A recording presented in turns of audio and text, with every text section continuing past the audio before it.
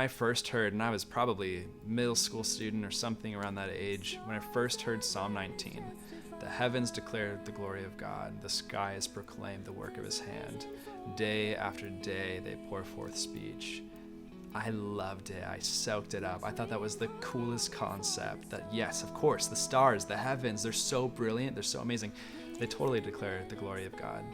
And then I heard this idea about Jesus the Christ being more on a cosmic level. And for me, it was this calling back into this idea of the Trinity, and Jesus being the second person of the Trinity as this one who has existed before time began.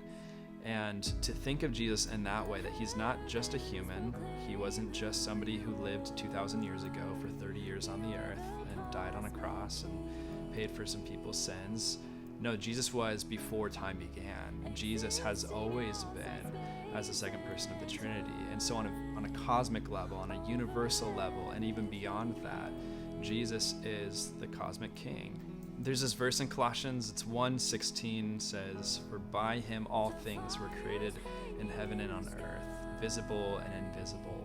And that's what this idea of Jesus being this cosmic king is. It's that he is ruling and reigning, and he's the creator, the author of all of it.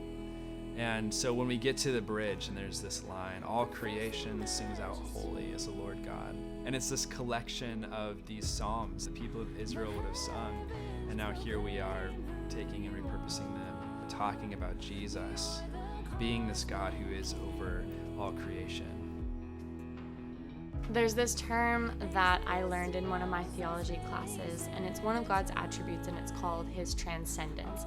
And what it basically is the fact that he is completely not understandable. He is unknowable by any human, or even Christians, even people in ancient times, the disciples who were so close to Jesus, they could never fully know who he was. And it's just his otherness, the fact that he is completely non-human and non-creaturely. That's, I think, what I love so much about this song. It just helps me come back to a place where I realize God's magnificence and the fact that he is completely just above anything and everything that we could ever understand or comprehend.